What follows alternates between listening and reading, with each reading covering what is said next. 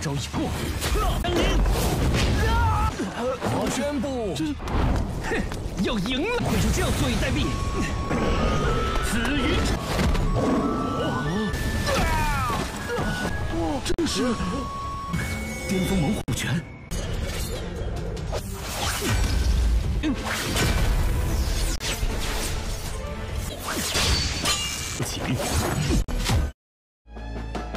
Halo guys, bagaimana kabar kalian hari ini? Semoga masih tetap semangat dan selalu ceria ya.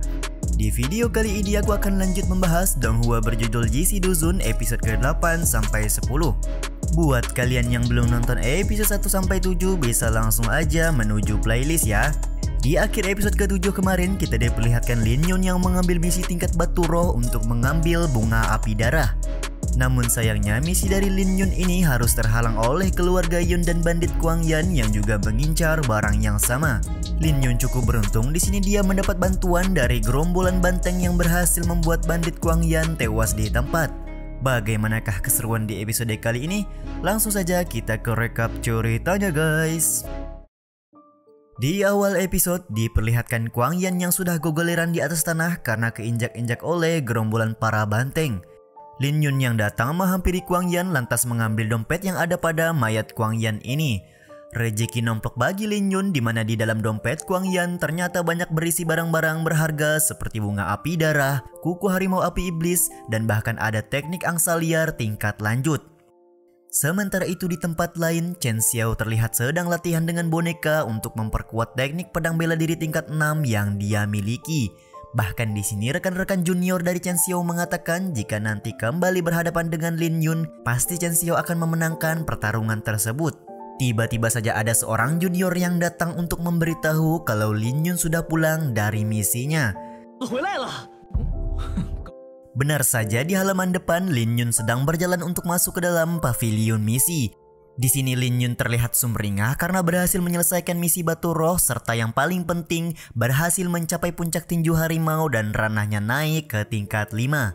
Chen Xiao yang sudah mengetahui kedatangan Lin Yun lantas mencegatnya dan mengatakan pasti Lin Yun sudah gagal menjalankan misi 3 batu roh yang dia ambil. Karena kegagalan dalam menjalankan misi pula Lin Yun pasti akan mendapatkan hukuman dari sekte nantinya.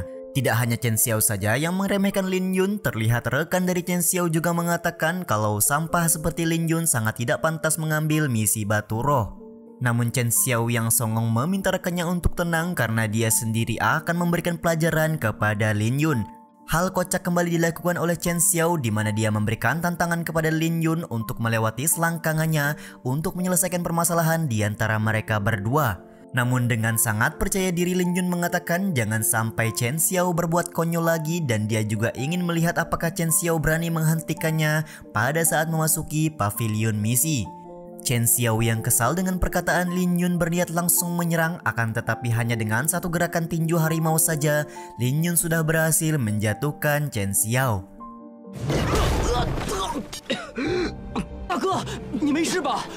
Di sini Lin Yun memperingati Chen Xiao untuk tidak melakukan hal seperti ini lagi karena di lain kesempatan Lin Yun tidak akan berbelas kasihan. Sementara bagi Chen Xiao ini adalah hal yang memalukan di mana hanya dengan satu gerakan saja dia berhasil dikalahkan oleh Lin Yun serta menyadari kalau kekuatan tubuh dari Lin Yun benar-benar di luar nalar. Beberapa saat kemudian masuknya Lin Yun ke dalam pavilion misi banyak membuat murid-murid lain kaget. Begitu pula dengan dia Kenyang yang seakan-akan tidak percaya Lin Yun bisa menyelesaikan misi mengambil bunga api darah. Karena sudah berhasil menyelesaikan misi, Lin Yun mendapatkan 400 batu roh tingkat rendah dan bonus tambahan pembelian 1 pil transformasi darah. Tidak cukup sampai di situ saja, Lin Yun juga menyerahkan hasil misi kedua yaitu mengambil kuku harimau api. Tentu saja lagi dan lagi hal ini membuat murid-murid yang ada di dalam pavilion kaget dan merasa kalau Lin Yun cukup beruntung bisa menyelesaikan misi mengambil bunga api darah dan mengambil kuku harimau api.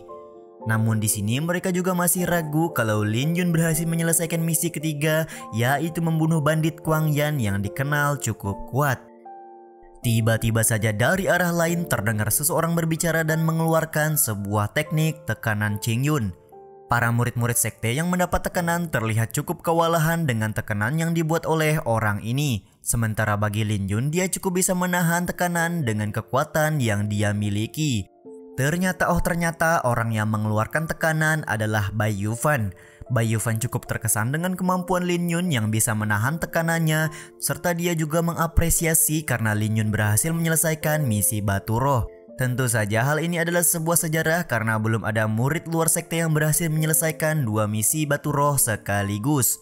Dengan keberhasilan Lin Yun ini, secara khusus Bai Yufan memberikan buku teknik tinju harimau naga yang tentunya akan cocok jika dipadukan dengan tinju harimau yang selama ini Lin Yun pelajari. Bai Yufan juga tidak sabar melihat Lin Yun menggunakan teknik yang dia berikan pada saat kompetisi sekte yang akan berlangsung 2 hari lagi. Atas semua kepercayaan dan kebaikan Bai Yufan ini, Lin Yun sangat berterima kasih. Singkat cerita, ketika pulang, Lin Yun sangat kaget melihat keadaan pondok kayu miliknya yang sudah hangus terbakar. Dia juga penasaran siapakah orang yang sudah melakukan perbuatan ini kepadanya. Beberapa saat kemudian datang 2 orang junior murid sekte luar yang memberitahu kalau Chen Xiao dan gengnya lah yang membakar pondok kayu milik Lin Yun. Mendengar hal tersebut tentunya membuat Lin Yun sangat marah. 2 orang junior ini lantas menawarkan agar Lin Yun membuat permohonan mendapatkan tempat tinggal kepada sekte saja untuk menghemat biaya. Namun Lin Yun menolak dan lebih memilih untuk kembali membangun ulang pondok kayunya yang sudah terbakar hangus ini. Karena kasihan kepada Lin Yun, murid-murid junior ini kemudian memanggil rekan mereka yang lain untuk membantu Lin Yun membangun kembali pondok kayunya. Ternyata mereka juga termotivasi mendukung Lin Yun untuk membalaskan dendam kepada Chen Xiao yang dikenal suka menindas murid junior.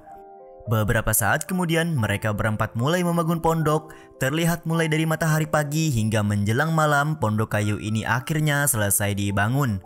Karena tugas mereka sudah selesai, ketiga murid junior ini akhirnya berpamitan pulang kepada Lin Yun. Beberapa saat kemudian Lin Yun yang kepikiran kalau kompetisi sekte akan berlangsung 2 hari lagi, sesegera mungkin menyempurnakan pil iblis yang sebelumnya dia dapat untuk meningkatkan kekuatan. Singkat cerita, kompetisi sekte pada akhirnya akan dimulai. Terlihat di sini undian menunjukkan seseorang murid bernama Liang Wenbo akan melawan Lin Yun di pertandingan pertama. Di saat yang sama juga Lin Yun terlihat belum menunjukkan batang hidungnya padahal waktu pertarungan sudah hendak dimulai. Hingga pada saat dupa hendak habis serta tetua wasit sudah mau mengumumkan pertandingan akan dimenangkan WO, Lin Yun tiba-tiba saja muncul.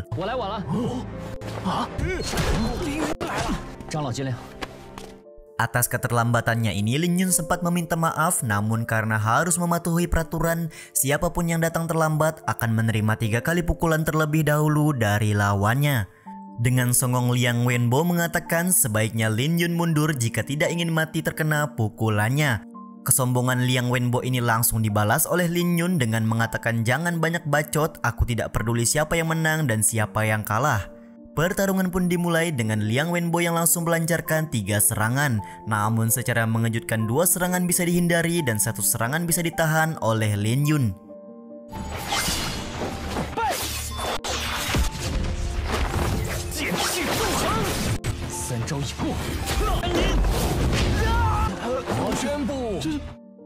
Hanya dengan 1 gerakan teknik auman harimau saja, Lin Yun langsung bisa mengunci kemenangan atas Liang Wenbo. Untuk pertandingan selanjutnya, Lin Yun akan melawan murid sekte bernama Ma Kui. Menurut murid-murid yang menonton, Ma Kui sendiri belum terkalahkan serta bisa dibilang lebih kuat daripada Liang Wenbo. Baru saja menaiki arena, Ma Kui langsung merendahkan Lin Yun dengan mengatakan sebagai budak pedang, sebaiknya Lin Yun menggunakan pedang pada saat melawannya. Dengan santuy Lin Yun menjawab bukannya mau sombong, tapi pedangnya tidak akan berguna pada pertarungan kali ini. Saat pertandingan dimulai, Ma Kui langsung menggunakan teknik andalannya yaitu teknik tangan besi. Terlihat memang di sini Lin Yun juga mengakui kalau teknik ini pastilah sangat kuat. Bahkan ketua sekte Qingyun bernama Bai Tianming juga mengakui kalau teknik yang digunakan Ma Kui sudah berkembang. Ketua sekte juga bertanya kepada Bai Yufan bagaimanakah prediksinya untuk pertarungan kali ini. Dengan kalem Bai Yufan menjawab kalau Ma Kui memanglah kuat, namun itu semua belum cukup untuk mengalahkan Lin Yun.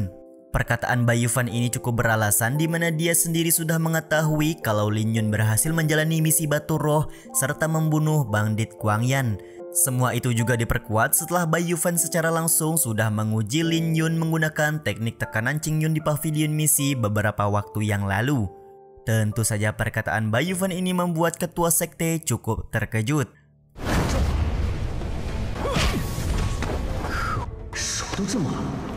Ketika mulai melakukan serangan, Lin Yun kaget karena Makui ini seperti menggunakan armor di sekujur tubuhnya yang langsung membuat tangan Lin Yun mati rasa. Kekuatan tinju awan ungu milik Makui bahkan bisa memojokkan Lin Yun yang hampir saja keluar arena.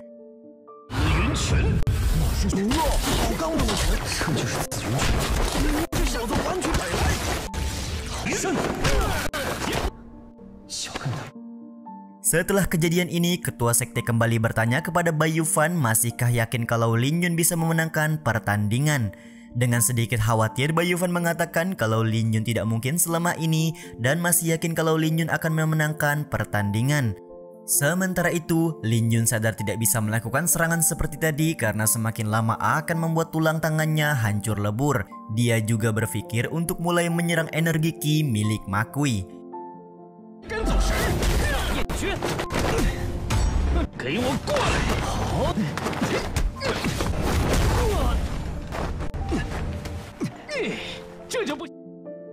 Meskipun di awal tetap saja Lin Yun masih kesulitan, pada akhirnya Lin Yun pun mengeluarkan teknik tinju harimau yang dikombinasikan dengan keterampilan pedang. Terlihat teknik yang Lin Yun gunakan ini langsung membuat Makui keluar arena dan berarti dia kalah dalam pertandingan kali ini.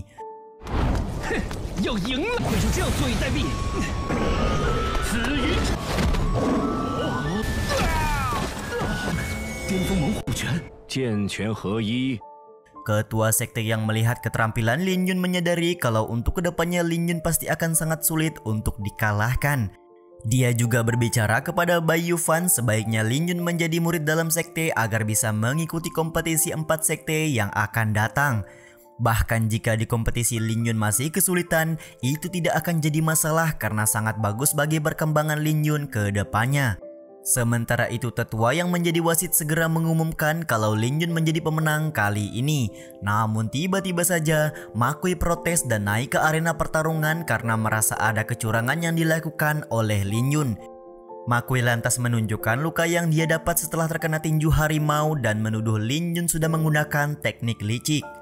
Sementara itu, Bai Yufan sendiri sudah geram ingin naik ke arena untuk menjelaskan kalau Lin Yun tidak melakukan kecurangan. Namun di sini ketua sekte menahannya untuk membiarkan tetua yang menjadi wasit menjelaskan teknik seperti apa yang sebenarnya digunakan oleh Lin Yun.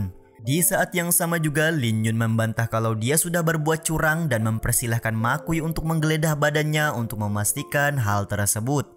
Tetua wasit kemudian memberikan penjelasan kepada semua orang yang menonton termasuk Makui sendiri kalau teknik yang digunakan Lin Yun adalah gabungan antara tinju harimau dan teknik pedang. Jikalau Makui masih tidak mempercayai hal tersebut, Makui bisa menggeledah tubuh Lin Yun untuk memastikan. Pada saat sebelum menggeledah, sempat-sempatnya Makui mengatakan jika nanti dia menemukan senjata rahasia, dia meminta Lin Yun untuk meminta maaf serta berlutut di hadapannya.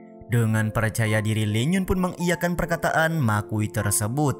Ketika memeriksa badan Lin Yun, terlihat Makui tidak menemukan apapun. Namun di sini Makui mencurigai tas penyimpanan Lin Yun dan langsung hendak membukanya. Akan tetapi untuk tas penyimpanan ini, Lin Yun mengatakan jikalau di dalam tas ini tidak terdapat senjata rahasia, Makui harus berlutut dan meminta maaf kepadanya karena sudah menuduhnya menggunakan cara curang. Pada saat membuka tas, Makui langsung tertuju pada satu gulungan yang menurutnya terdapat senjata rahasia. Namun dengan cepat Lin Yun yang merasa kalau Makui tidak layak untuk membuka gulungan tersebut langsung menyerangnya. Bahkan di sini saking kesalnya Lin Yun sampai menghunuskan pedangnya ke arah Makui. Sementara itu, tetua wasit meminta Makui untuk tidak kurang ajar serta meminta Lin Yun untuk menurunkan pedangnya karena menyerang sesama murid sekte adalah sebuah aib. Lin Yun kemudian marah-marah dengan mengatakan hanya karena dia budak pedang bukan berarti Makui bisa berbuat seenaknya. Dia juga meminta tetua wasit untuk mengecek dan memberitahu Makui kalau gulungan tersebut hanya gulungan biasa. Setelah dicek, tetua wasit mengatakan kalau ini hanyalah gulungan biasa yang dikerjakan dengan cara kuno dan tidak ada spiritual yang mencurigakan. Dia juga meminta Makui untuk mengeceknya sendiri untuk memastikan hal tersebut. 是我误会师弟了，给你林师弟道歉。凌云师弟，我刚才跪下，跪下。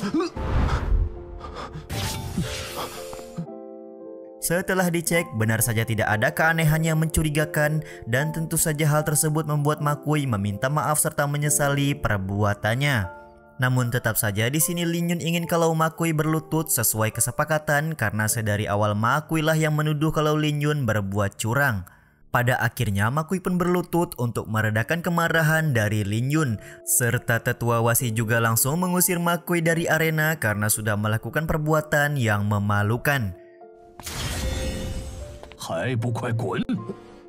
Setelah Lin Yun turun dari arena, tetua wasit mengumumkan kalau babak penyisihan sudah selesai serta jangan berkecil hati bagi yang tidak lolos di babak kali ini.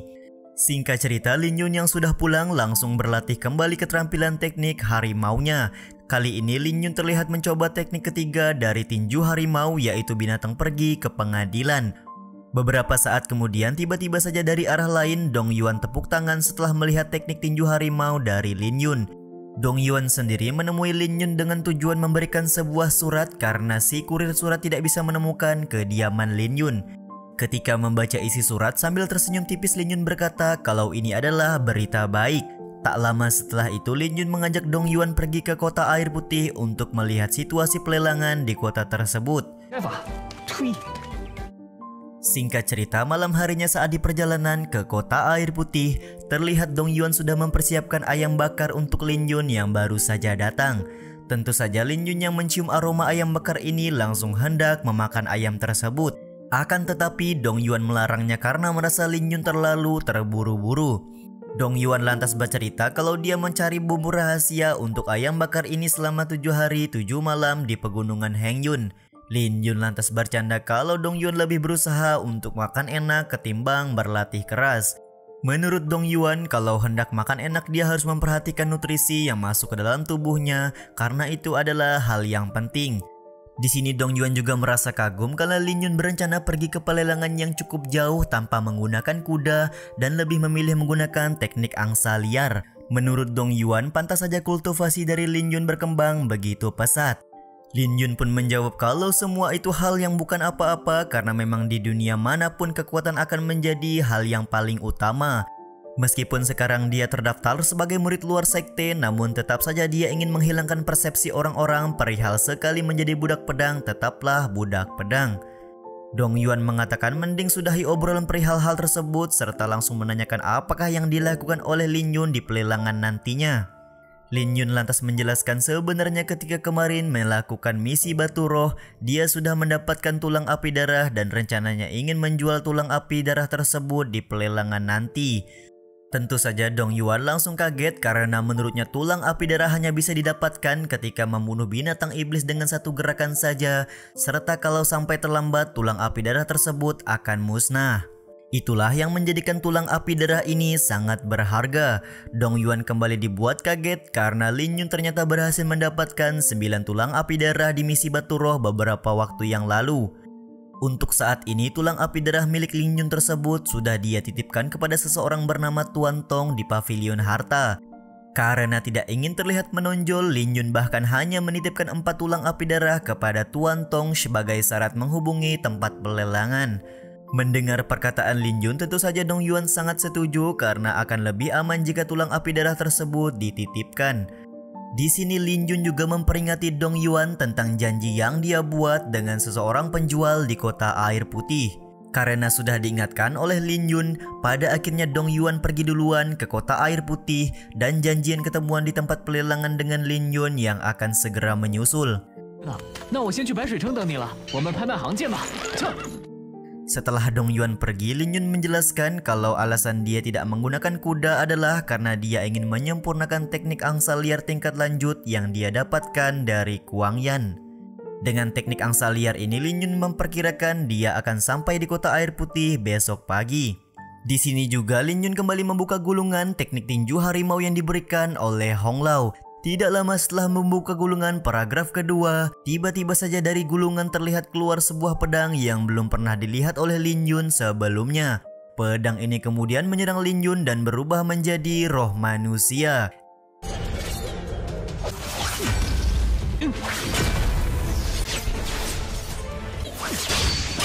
筑起。 Episode kali ini pun selesai guys. Sampai di sini dulu video kali ini. Mohon maaf jika masih banyak kekurangan dan kesalahan dalam penyampaian kata-kata ya. Terima kasih buat kalian yang udah nonton dan jangan lupa subscribe serta nyalain loncengnya ya guys. Saya selaku penulis narasi, tukang voice over dan tukang edit video pamit undur diri. Salam hangat, see you in the next video. Bye bye.